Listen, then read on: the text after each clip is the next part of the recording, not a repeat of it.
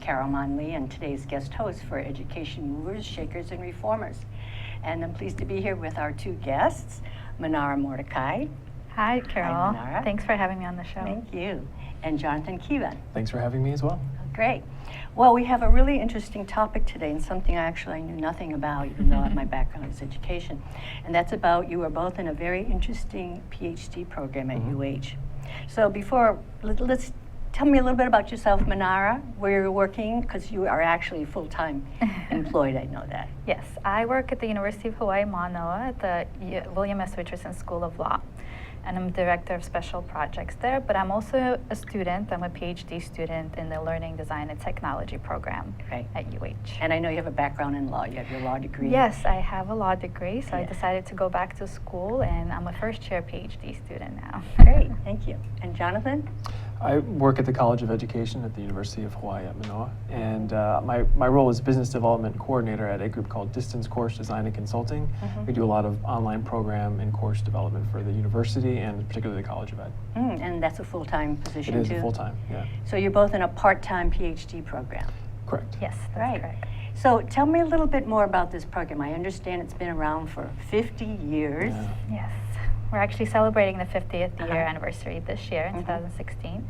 And originally it was called Educational Technology.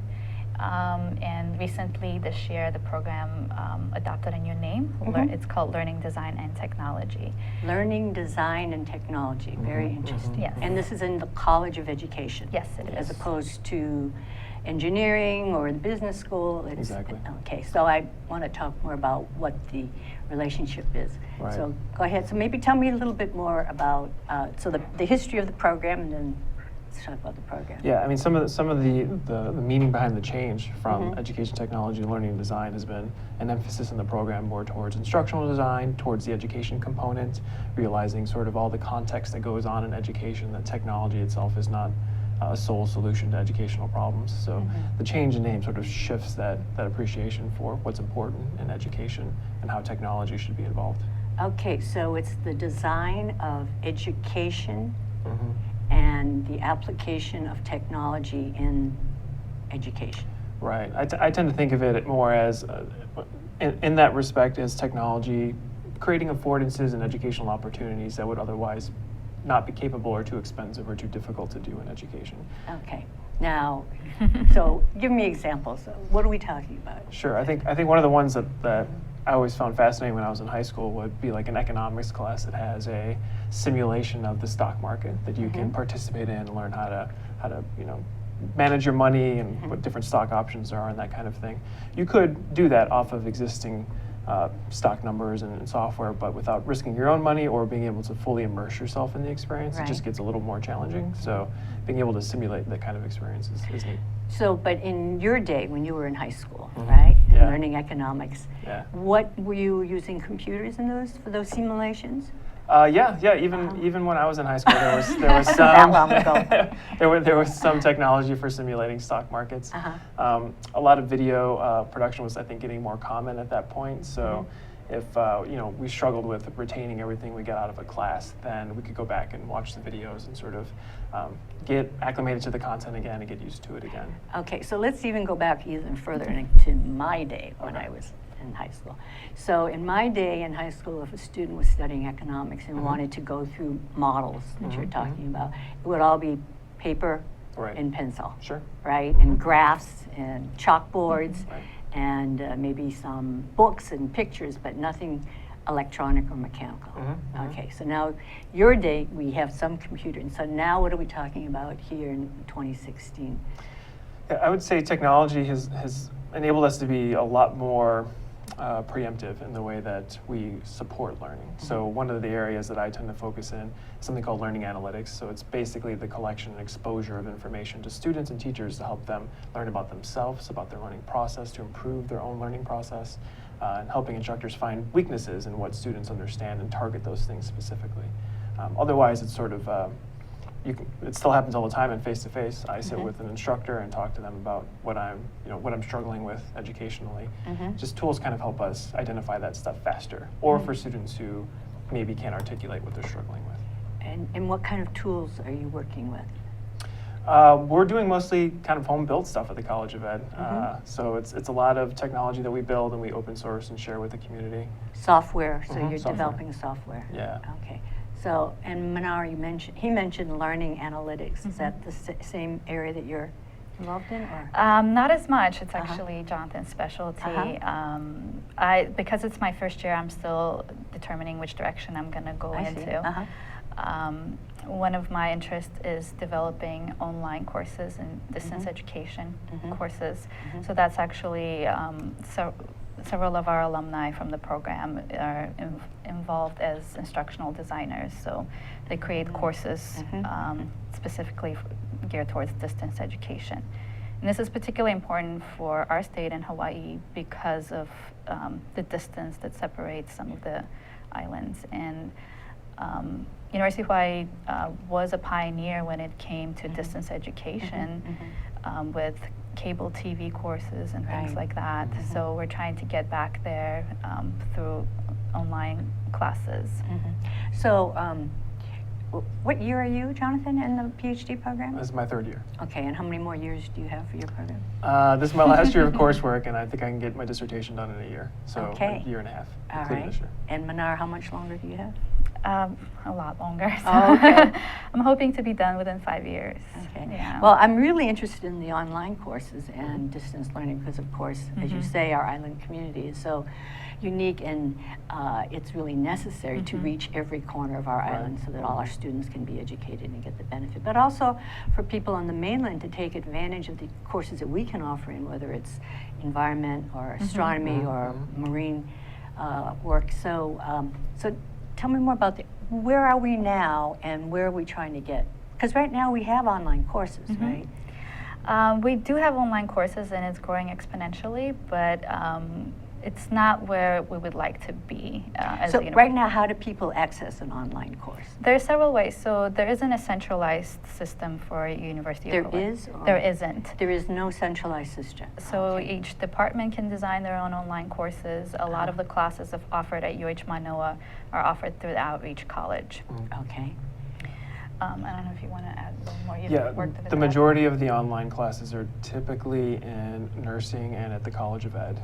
Business has quite a few too. I'm not sure how many total the law school has, but those are, I know those to be the majority of the student population in online courses go to those particular programs. So a student would apply to a particular school, get accepted. Once accepted, in developing his or her program for this semester or the year, might select to be on a neighbor island or might be on a neighbor island, and then elect those courses that provide can be delivered online. Yeah, there's not a whole lot of completely online programs at the university. There are some, but there's definitely not a lot. So what do you mean completely online? So what'll typically happen is a student will register for, apply to a certain program and get accepted, and then it's usually a subsection of the courses that are within that program may be online, and they might be able to take them online. I see. But So can you give me an example of which programs are actually, the LTEC department just recently approved a completely online doctorate program. So. And LTEC, we're talking about this Learning, Design, and Technology Yes. program. Yes. Right.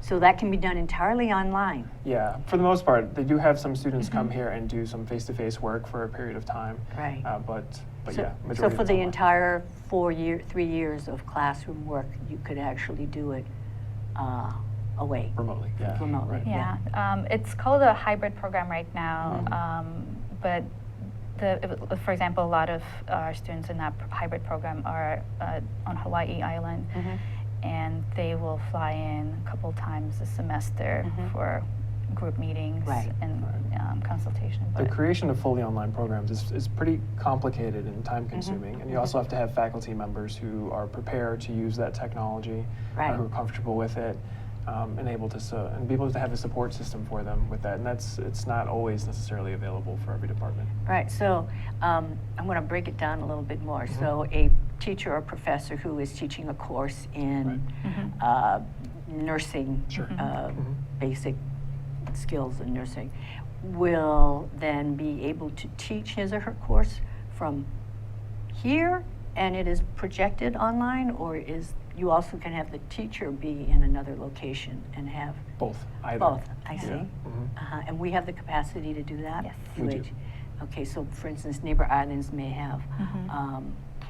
courses that are start there, but actually people in Honolulu could take them because Mhm. they can. Sure. Exactly. Yeah. Okay. Mhm. And then online, meaning they must have a computer? Yes. Computer, okay. And any higher upgrade equipment beyond a computer these days? Not, I mean, it depends again on the program that's offered, but for the most part, I would say most of them just require kind of a webcam, some way to speak through a headset, and then that's probably the only technical requirement. And I assume this is a real growth area in Mhm. education. Yes, and it's helpful that the software is now readily available to, and the hardware such as headset and laptops and Right. webcams. Almost all computers come with it now. Right. So it's readily available to users and students, so they're able to plug in and view the class. There is a distinction between online courses.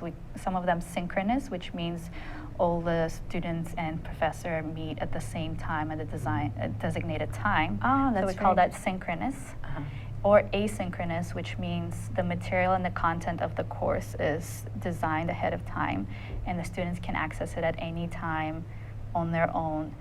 They don't have to have a designated meeting time. Okay, so then the traditional way would be, at Monday and Wednesday at 3, there's a course on Nursing 101. Right. Everybody logs in at the same time from wherever they are, Mhm. mainland, Hawaii, maybe even international. Could be, yeah. Could be, and as long as they've registered and they have the right password, they can Exactly. get on and hear and watch the teacher-professor Mhm. lecture. Okay. But you're saying now, if the students cannot meet or attend a regular a Monday, Wednesday program at 3, they can individually log in at their own pace. It depends on the class, how the course is see. designed, how the faculty designs the class. Mhm. A lot of them, even for synchronous sessions, they record them so students are able to view it if they're not able to participate at that time.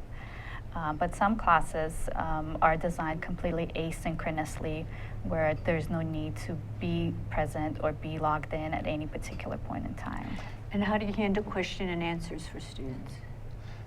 It can be done asynchronously through like a discussion forum, as you might Online, have online. okay. Yeah, I mean, I think in the LTEC program we would look at it as an instructional design decision. There are pros and cons to being synchronous or asynchronous, right? So when all the students get together with the instructor, it's easier to talk to everybody, Sure. to feel like you're part of a social environment. Can they see each other?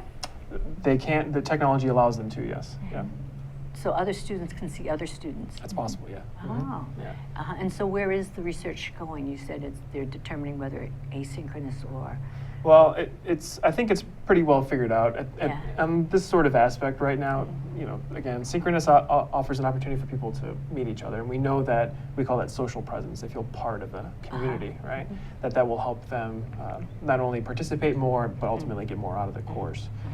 Being asynchronous, that is, students can do things sort of when they want to or when they Right. need to, right? Offers Flexibility. more flexibility, but gives instructors a challenge of creating social presence in a different way. Right. So it's just sort of a trade-off depending on who you're targeting and what their needs are, So student-wise. is it more work for the instructor, though, in terms of responding to questions that may come from, in this case, maybe 500 students as opposed to a class of 50 here on campus, right? Right.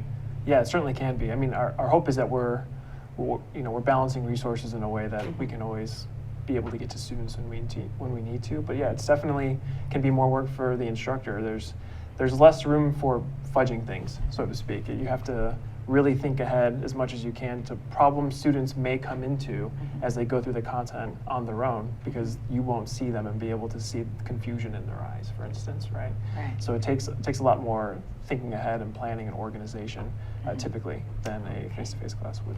This is really fascinating. We're going to take a short break. I'm Carol Mon Lee for Education Movers, Shakers, and Reformers, and my guests, Minara Mordecai and Jonathan Kevan from UH. And we'll be right back. Thank you. Aloha! Hello, my name is Patrick Bratton. I'm host of Global Connections here at ThinkTech Hawaii. We broadcast live every Thursday at 1 p.m. We bring Hawaii to the world and the world to Hawaii, talking about international events and various things of interest to the audience. Please join me. I look forward to talking with you and having you get to meet some of my guests. Aloha. Okay, I'm Jay Fidel, that's Ray Starling. We co-host a show called Hawaii, the State of Clean Energy, every Wednesday, 4 to 5 p.m. It's really interesting. You know, Ray has a way of unzipping these guys. He asks them these questions and all this stuff tumbles out, and we find out stuff we would never know about without Ray's questions. Thank you, Ray. You're welcome, Jay. I'm very pleased to be your Ed McMahon every Wednesday at 4 o'clock here on the internet.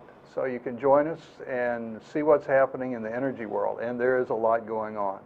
So join us every Wednesday at 4 o'clock. Yeah, come around, be energized, right here on Think Tech. Aloha. We're back. This is Caramon Lee, and I'm here with my guests Minara Mordecai and Jonathan Kevan, who are both PhD students at the UH College of Education program called Learning Design and Technology, something that was new to me but has actually been around for 50 years. So welcome back. We're talking about online learning, and I had another question relating to how do you design testing and examination and grading for students who are in an online program? How does that work? And where are you going as far as technology to make that smoother? Yeah, it's definitely a challenge, right? It's easy to sort of just rely on tests, multiple choice and fill in the blank sort of tests, but I think we know generally that it's hard to measure more difficult combinations of skills and knowledge in that kind of testing environment. So to give you an example, something that we designed was an online course where students would learn about e-learning, about learning online and how to create courses online for students. And So the students in the College of Ed are taking a course about learning online. It was actually any student. It was an open Oh, course, anybody okay. could take it. But yeah, actually, we had students who were non-credit too, who were just participating from anywhere in the world and wanting to learn.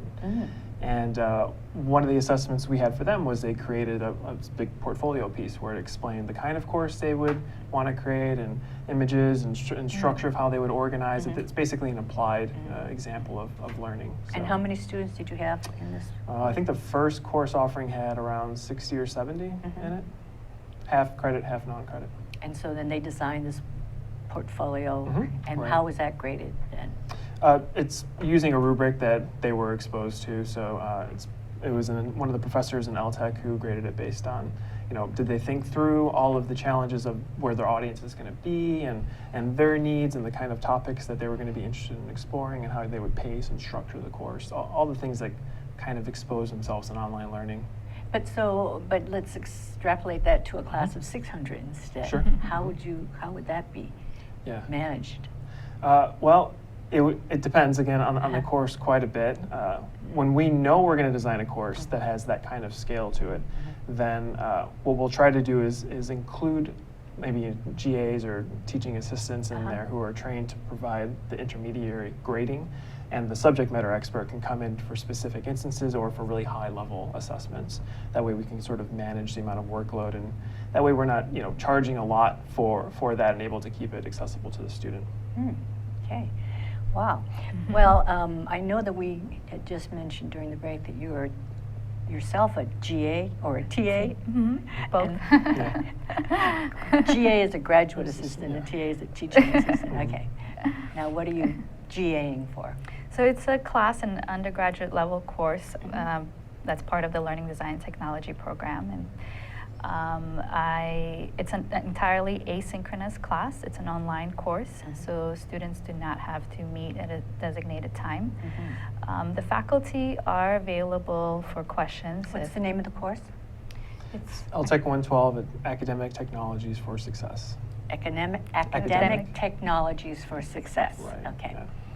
and it's designed for students who are in college to learn technologies that will be helpful for them in their college careers.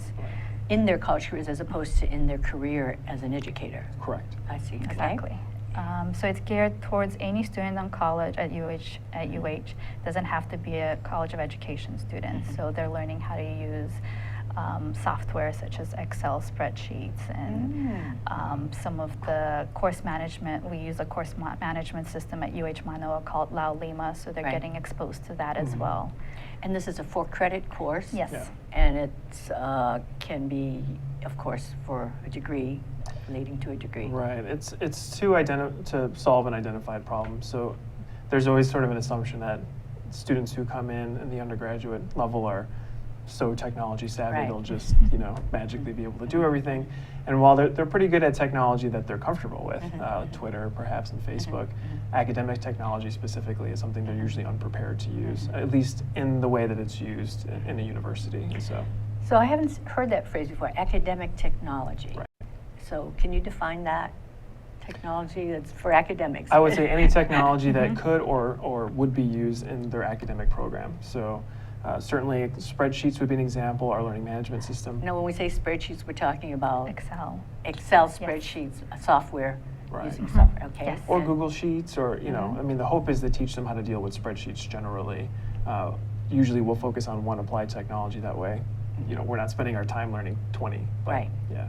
And what else besides spreadsheets? you said? So our learning management system, Llma, has its own Right. its own structure to it. And each university have adapted to Exactly. different, Every one of them is different. Yeah. Right? Something like reference management software, which is basically if I'm doing research and I want to store my journal articles somewhere and be able to quickly access them and search them and cite with them, then this kind of software helps us do it more efficiently. That way they're able to write research papers more effectively and efficiently than they would if they were just doing it by note cards or hand. Do you get involved at all in the design of some of these? Yes, I do. Applications, I do uh-huh. quite a lot of technology design. Yeah. Tell me more about that. Well, so most of mine has been in learning analytics, like we sort Right. of discussed. Actually, Minara and I first started talking about privacy when it came to analytics and educational data and how we would sort of store it safely and what's appropriate for reaching out to students, asking them what's appropriate for them. I see. So. Minara with her law background is Right, concerned about the right. privacy, And with an interest in constitutional LTEC. rights. Right. Mhm. Yes, okay. Yeah. Good. So most of my work has been in designing the infrastructure for us to collect data about what students are doing and then exposing it back to them so they can make decisions. So what kind of analytics are we talking So it about? might be their learning patterns. So when they're completing content and frequency and how often, and exposing that information to, let's say, the average for the class, so that students who are seeing they're falling behind, especially in an asynchronous course where they may not get to talk to a lot of other students, it lets them know sort of their pacing around other students and sort of what's going on around them. It increases the chance they'll feel like they're part of a social community, as well as there has been some research suggesting that they'll likely change their behavior to match those students who are doing better in a course. Okay, so can you give me an example? So let's say I'm a student in Right. one of these asynchronous courses, and therefore I don't know how everybody else is doing and where I actually stand. Yeah. So you're going to, as part of your analytics, provide me a form on my computer that you're asking me to fill out that will tell you. Yeah, so we try to collect all the data automatically, and, Okay. we just expose it through visualizations and the course content itself. So you will know what my grades have been up to now, what kind of performance, whether Right, I've been yeah. attending the program Mhm. online. Yeah. Those kind of things, yeah. I It's- mean, we have that access to most of that Yeah. data anyways. Anyways, That's one of the benefits of having an online class is the feedback is almost instantaneous for most of the assessments. So you'll be able to see whether you've passed it or not, at most within a day. If I do some grading, so I would able to go in and grade the assessment and then provide some feedback on how they're doing. So there is a lot of transparency for students. They're able to see their progress any day as soon as they log into the class, and the class has its own web page. So when they log in, they're able to see where they stand, what their current grade is, how many more assessments they would have to process to get a certain grade. now when you say assessments, that's the testing Yes. mode, but if it is by a written essay or some other measure of performance, do you still, Same thing, it's still an assessment in our world, so Yeah. it's and just. how quickly can you turn around that kind of assessment? As a grader, and we have several graders for the class, as a GA, I try to have a turnaround of about 24 hours so they can get feedback pretty quickly. Yeah. You know, of course, all of us, when we go to school, part of the education is the one-to-one relationship you develop with either a teacher or your classmates, or certainly a TA or a GA. Do we lose much by not being able to have that available to online? I certainly think it influences it. Yeah, I think that one of the challenges, especially when we're exploring sort of new topics and technologies, is social learning is powerful. We know that. We definitely have the resources to support that. It's something we try to build into our courses. But it adds a layer of complexity that becomes difficult technologically when you're exploring new topics. And so you tend to move towards it as you start to try to find technologies that can improve the learning process. But I do believe that the social aspect is very important. How we get there can change, but I do think it's important. So is there a factor that you consider as you develop your software? Yeah. It's really interesting. I mean, this is where the blend of our PhD program with practice comes in, where what I'm learning in classes, I'm able to apply and actually see in practice in the class, what motivates students, how they communicate. And currently, the students are more likely to engage via email and online rather than in person, actually, because we do have office hours, but most of them utilize emails when they're asking questions. So there's communication, but it does happen online once again. So the preferences have changed as well. So on one hand, we've been able to expand our audience and the people who can benefit from education courses and learning, but yet we're losing a little bit in terms of the one-to-one interaction. Just to throw out another tangible example of how 112 and data and assessments, as we've talked about it, make a difference. When we first offered LTEC 112, we noticed one particular question on an assessment was getting answered incorrectly several times.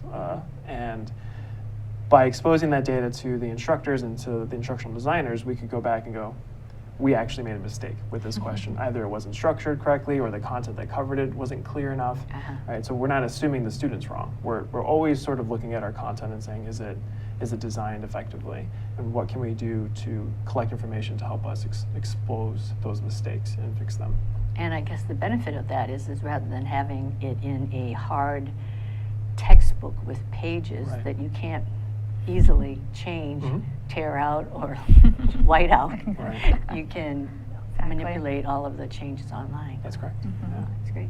Tell me about your curriculum itself for your PhD program. What required courses do you have to take, and what are the types of, you mentioned analytics and the online, but what are the required courses? So as a first-year student, I have required core courses, and a lot of them are focused on learning how to conduct research. This is geared towards our PhD dissertations, so that we're able to complete research, do it well, do it ethically, so that there's a lot of preparation on how to do ethical research, and getting it done on time. And then after a couple of years of required courses, you can also do elective classes, specifically within the area that you're interested in. So Jonathan's already in that area. And how many classes in general? 3 years of classwork? 3 years of classwork if you take 2 classes per semester. 2 classes per semester. And most students in our program, I think my entire cohort, we work full-time in addition to taking classes. So the program was designed with people like us in mind, with professionals in mind. So the classes are in the evenings. There are 2 classes were required per semester, so it's a very doable course load. So we're able to complete it. Great. Well, we're going to take another short break. And again, this is Carol Monley, and I have the pleasure of having Minara Mordecai and Jonathan Kevan from the UH Department, College of Education, Learning, Design, and Technology PhD programs. We'll be right back. Thank you. Aloha, this is Keli'i Akina, president of the Grassroot Institute, and I want to thank you for watching ThinkTech Hawaii. We are delighted to be partners with ThinkTech because it gives us the opportunity to bring to you a show every week on Monday at 2:00 p.m. called Ehana Kako. Ehana Kako means let's work together, because we believe that Hawaii will be a better place when everybody works together. And in what way? Well, at the Grassroot Institute, we research 3 basic areas, and we invite guests to come on board from across the country, the state, and the nation to talk about a better economy, a better government, a better society. Now, aren't those things we all want? Indeed. If you'd like to have the latest research in terms of public policy, as well as ways in which we can build a better government, economy, and society, then tune in every Monday on ThinkTech Hawaii at 2:00 p.m. for our fascinating guests on Ehana Kako. Let's work together. I'm Kaylee Aquino with the Grassroot Institute, and I'll see you then. Aloha. Welcome back. This is Carol Monley with Think Tech Hawaii and our program with Minara Mordecai and Jonathan Kevan from UH. And so now we were talking about the curriculum, what you were doing to finish your PhD program, and the different courses you've been taking.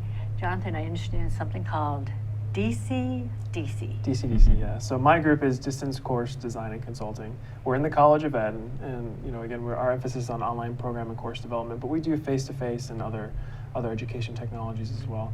We actually spun out of a grant about 8 years ago to build the online teaching capacity at the University of Hawaii, and that original grant sort of created a couple people who then rolled it into a larger group, and now our group pretty much does, like I said, online programs development throughout. So when you say your group, is this part of the PhD, your student group, or is this separate and apart from? The original grant was for LTEC, so LTEC Right. obtained it, but our group has sort of kind of become its own thing. We still work closely with LTEC. There's a lot of overlap, but it's kind of its own little unit with the College of Ed. Is this part of your PhD program, though? No, it's it's completely just separate. I see. Yeah. I see. But we kind of help the College of Ed with exploring new models, new educational technologies. Mm-hmm. Something we've been working on lately is, you may have heard of this, called Competency-Based Education. It's Competency-based education. Yeah, it's kind of an older model. It's about 6 decades old, but it's gotten a lot of attention both nationally and federally. President Obama mentioned it and several times, as well as Arnie Duncan and the Education Technology Office, federal, about looking at different models for teaching and education, how we would do that, in particular moving away from the credit hour and what that might be like. So are you talking about higher education level learning, or I've seen it in multiple levels. I think it's getting more exposure and excitement at institutions of higher education, but I have seen it below that too. It's basically, the emphasis on it is moving away from learning as a measurement of time, which we do in the credit hour. I see, and right. moving progression through skill, knowledge, attitude acquisition. So I've gained new skills and knowledge, then I can move on. Do you do a lot of clinic work or out in the community work with students on this? How do you test your? Mostly different through reasons? applied situations. I mean, we're trying to build relationships with industry right now so that we can get more internship and applied experience in the real world. But because competency-based education is such a different model, because it doesn't use the credit hour, which is like the basic unit of institutions of higher education, it becomes very difficult to sort of live within the institution itself. So we're kind of taking it slow. We're trying this model and learning a little bit about the process slowly, and we'll try to expand it as time goes on. Great. And so now what will you do when you finish your PhD, since you're closer to it than Minara? So will it be involved in continuing these like DC projects? Yeah. We're researching? we're working on quite a few grants with other departments and groups within the university, and I'll probably continue to expand my role in that. And will you continue it here then at UH, or? If they'll have me. I see. Yeah. Okay, great. Minara. Yes. So you have a little while before you finish Yes, your I do. PhD. And in the meantime, I know you're at UH Law School, Richardson School of Law, Yes. and you are the Director of Special Projects Yes. there. So tell us a little bit about some of those special projects. It's really exciting. I love doing what I do because every month it could be a new project that I'm working on. More recently, I've been working on introducing or proposing a new program, a new degree program at the law school. It's called SJD. It's in planning stages, so it hasn't been approved yet, but we've proposed it to the university, and it's advanced law degree. It's called Doctor of Juridical Science, and it's geared towards legal research and writing.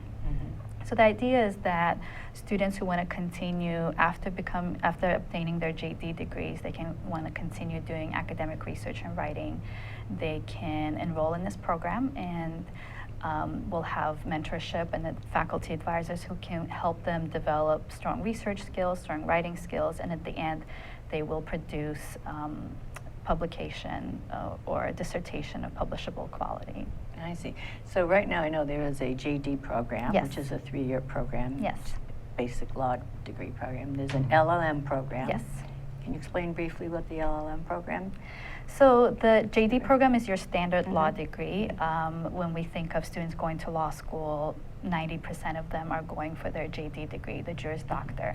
The LLM program is geared more towards international students, but American students enroll in those programs as well. It's usually a one-year advanced law degree.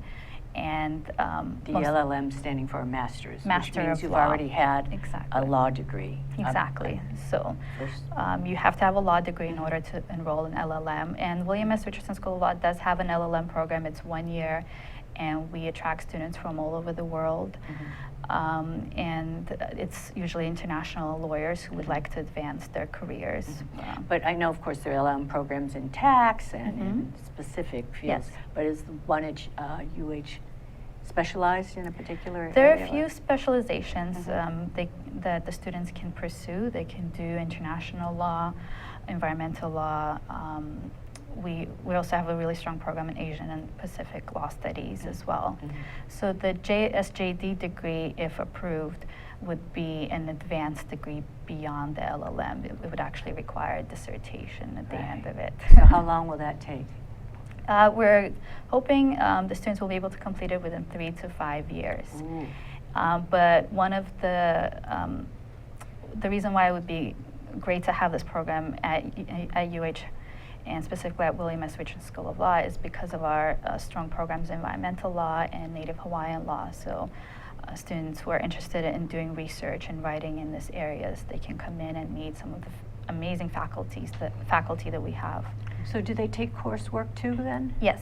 The first year would be entirely coursework and preparation for writing their dissertation. And then second and third year, they would actually be doing research and working closely with their faculty advisors. And about how many students do you think you can accommodate in the HGD program? It's going to be a small program. We haven't exactly determined that because it's still in the planning stages, but it is going to be small because the faculty would have to work closely with each individual student. Right. And I know you're working on another project that's Yes. closer to my heart. Tell us about the WICHE application. So the law school has also applied and submitted a proposal to join the Western Interstate Commission on Higher Education, WICHE. And you know a lot about it, so as a commissioner. So the idea is to join WICHE in order to offer tuition rates that can be affordable. They would be at resident tuition rates for students who would like to attend law school in Hawaii. And specifically, it would be helpful for students who live in states or territories that do not currently have law schools. For example, Alaska And CNMI. CNMI, yes. Right. Great, and that's an application stage too, right? So that's not been approved. Exactly. It has not Okay. been approved either, but we have Okay. submitted a proposal. So a lot of Uh-huh. exciting new projects. We're reaching out into international community as well as the local community. Great, great. Do you also get involved in the website, in the law school I website? do. Yeah. I do. I manage the law school's website. Okay. Another special project of mine. Yeah, great. So And so what will you do after you finish your degree, your PhD program? I mean, how will that affect your career here at the law school? eventually, I'm hoping I can blend both my law background and my background in LTEC and education and technology.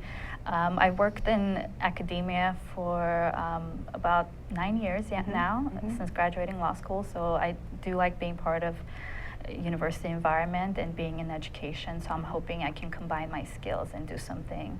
Does the law school have any online courses right now? Not yet, but we're hoping to institute some soon. I thought Danielle Conway-Jones, Danielle Conway, was offering a course at one point. Do you know anything about that? Some of the faculty have partnered up with other departments to Right. co-teach or offer a class, but we don't have a set curriculum in place right now. So the students can't fully rely on those courses being offered I yet. see. Does the ABA, American Bar Association, have any restrictions or limitations on Yes, courses? yes. So that's one of the reasons why law schools have been lagging when it comes to online education is because we are bound by the American Bar Association standards. More recently, they have allowed for an entire semester to be done online. that didn't used to be the case, yeah. And where are the courses being offered from? Which kinds of, what schools? So there are a few law schools that have started offering online classes, I see. but as it stands right now, no law school can offer an entirely online law degree because of the ABA restrictions. So. Very fascinating. Where are you from, Minara, originally? Originally, Uh-huh. I was born in Azerbaijan. Really? Yes. Moved to Los Angeles when I was 15, so my family is actually in California. And what language did you speak growing up? Russian is my first Uh-huh. language. Yeah. You don't hear the accent? I don't. And I know that you love Hawaii. I and do. hula. I do. Yeah. I do love being here. I love the people I work with, and the program has been great. So everything is working out well. And I would love, the reason why I'm in the program right now is I would like to give back to the community as much as I'm getting from it. So. Wonderful. And Jonathan, I understand you're from Chicago. Yes, Chicagoland area. Yeah. Uh-huh. Yeah. And how long have you been in Hawaii? Oh, we've been here a little over 5 years now. Mhm. Yeah, it's much warmer. Yeah. And how did you select this program? Oh, actually, my dad lives in Maui. He's been I there see. for quite a long time, well over a decade. I'm not sure how long, but I wanted to move closer to family. So Yeah, so I'm sure you don't miss the cold winters. I don't, not even remotely. No. I like watching them on TV though. Yeah, you At can a watch them on distance. TV. We can all watch Right. them on TV and Right. enjoy our sunshine. Mhm. Great. Mhm. So tell me more. Now, finally, where do you see the program going? Is this a growing department? Do you see more students becoming more interested in getting a PhD, or even, is there an undergraduate degree in this? There are undergraduate courses, but Yeah, not no. a degree quite Okay. yet. Right. So the College of Education offers just I see a master's and a And a doctorate. PhD in Mhm. LTEC. Is that, what's the degree in? Learning, Yeah. Design, and Learning, Technology. design, Yeah. technology. Uh-huh. Yeah, I do. I see it continuing to grow. I mean, Mhm. technology is getting more and more incorporated into schools and just in our children's lives. It's unfortunate that they go from this high-tech environment at home and then they'll go to a schoolroom which has maybe a chalkboard and sort of a Mhm. traditional desk. It's a very disconnected experience, and I think it'll continue to grow. It's just that we have to do it, make sure that we're doing it intentionally Mm-hmm. and properly. Does security issues, besides privacy you mentioned Right. earlier, but security issues factor into your design? Yeah, definitely, all the time. We still have to take all the normal computer and security approaches with everything that we design and develop. The nice thing is at the College of Ed we have a really nice infrastructure, so we can test things in a pretty secure environment, and we don't really roll them out to more open communities until we're prepared to do so. So yeah, it definitely does. And tell me more about the faculty at UH. They're great. They are very helpful. It's a and large faculty, it looks like. It from the- is, Mhm. yes. Yeah. And they really want students to be open to new ideas because the technology is changing daily. We have to adapt and we have to adjust, and the faculty are very open to that as well. And our alumni are doing amazing things as well. So, well, like, Yeah. what are some of your alums doing with this degree?